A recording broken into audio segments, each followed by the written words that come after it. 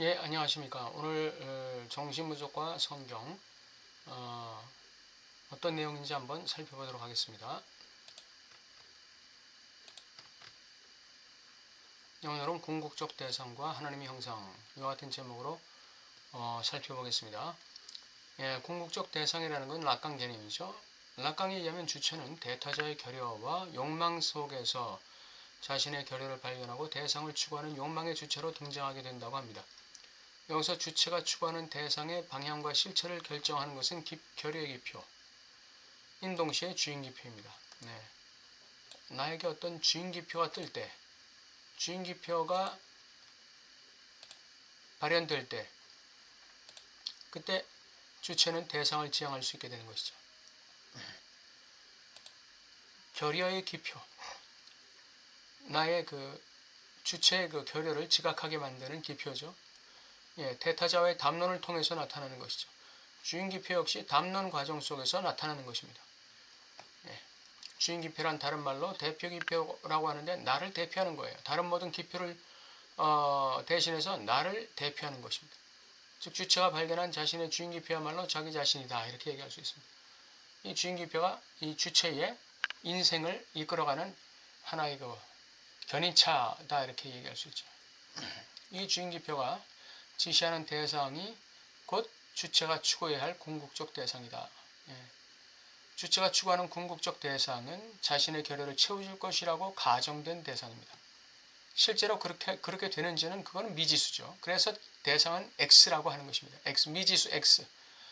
그러나 한편 이 대상은 주체가 가장 가치 있게 여기는 바 소위 아갈마라고도 볼 수 있다. 예, 주체가 추구하는 대상은 주체에게 굉장히 가치 있고 의미 있는 소중한 것입니다. 그것이 아갈마라는 것이에요.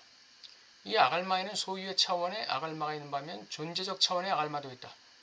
주체의 정신적 수준이 소유적 차원의 아갈마를 추구할지 아니면 존재적 차원의 대상을 추구할지를 결정한다 이렇게 되어 있습니다. 아갈마라는 건 굉장히 중요한 것인데 이 아갈마로서의 이 대상에는 소유적 차원이 있어요. 뭘 가지려고 하는 것이죠. 내가 소유하고자 하는 대상 그게 있는 반면에 존재적 차원의 아갈마도 있습니다. 내가 되고자 하는 아갈마도 있는 거예요. 내가 되고자 하는 아갈마. 근데 그걸 무엇이 판가름하느냐? 주체의 정신적 수준. 예. 이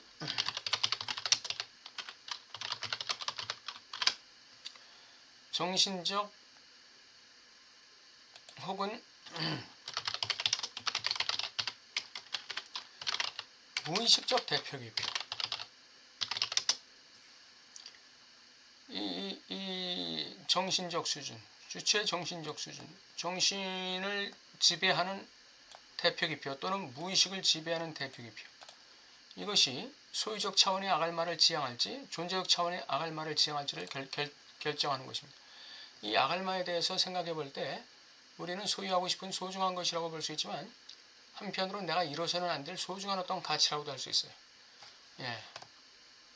가치를 지향하는 사람이 있고 소유를 지향하는 사람이 있죠.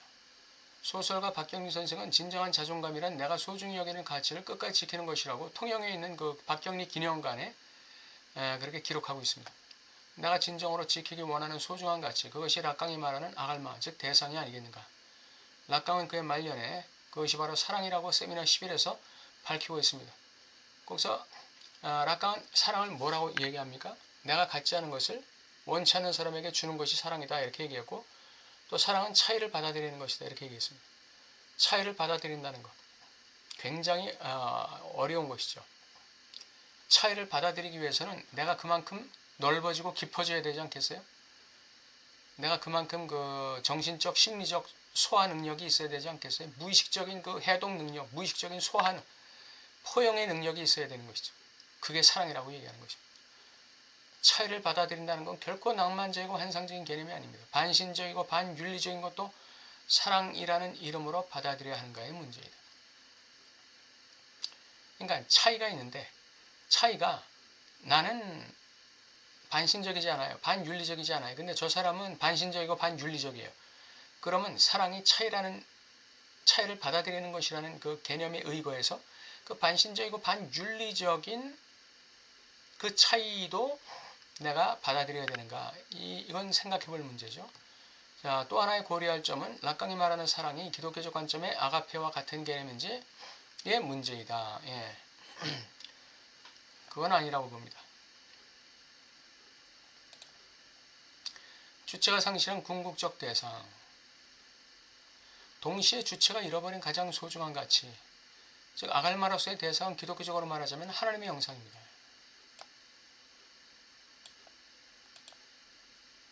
하나님의 형상. 하나님께서 사람을 창조하실 때 그 코에 불어넣으셨던 그 생기. 예. 하나님의 생기.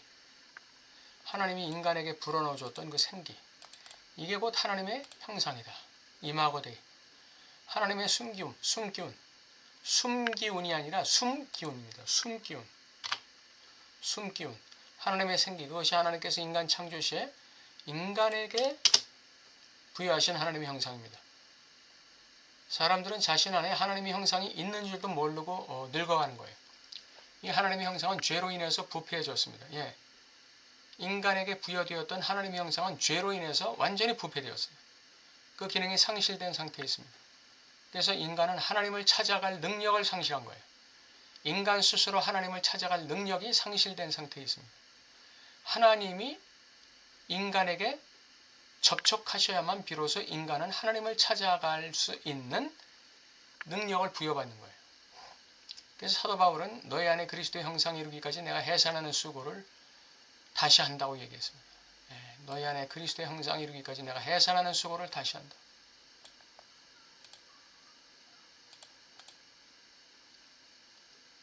그렇다면 이 하나님의 형상은 무엇일까? 그건 간단하다. 그리스도 안에서의 믿음, 소망, 사랑이 이것이 하나님의 형상입니다.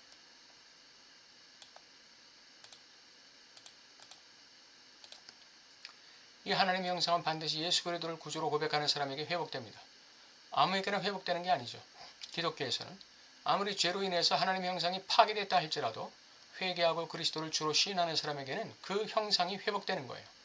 이 하나님의 형상이야말로 우리 인간이 회복해야 할 진정한 아갈마다. 주체가 추구해야 할 궁극적 대상, 진정한 대상이 아닐까? 예, 기독교적 관점에서는 그렇다는 거예요.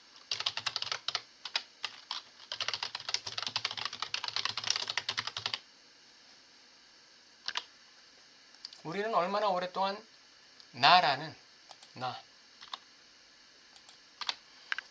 주체에 새겨진 하나님의 형상에 대해서 무관심하고 외면하고 배제하며 살아왔는가?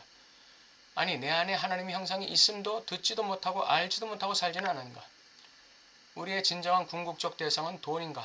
사회적 지위인가? 권세와 명예인가? 혹은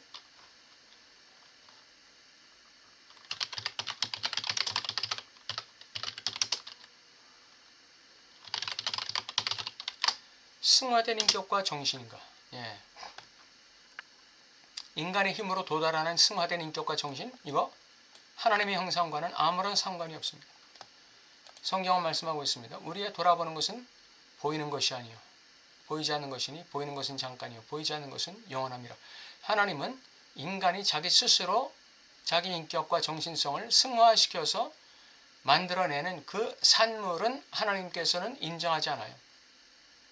하나님께서는 철저하게 하나님께서 당신의 형상을 인간에게 부여하신 그 형상이 회복될 때 그걸 인정하시는 것이지 결단코. 그래서 죄인은 훌륭한 인격을 가진 사람이나 개떡 같은 인격을 가진 사람이나 똑같이 구원과는 상관이 없는 것입니다. 아무리 승화시키고 인격을 승화시키고 정신을 승화시켜도 구원과는 상관이 없어요. 하나님과는 상관이 없어요. 오직 하나님과 상관이 있는 건 뭐냐?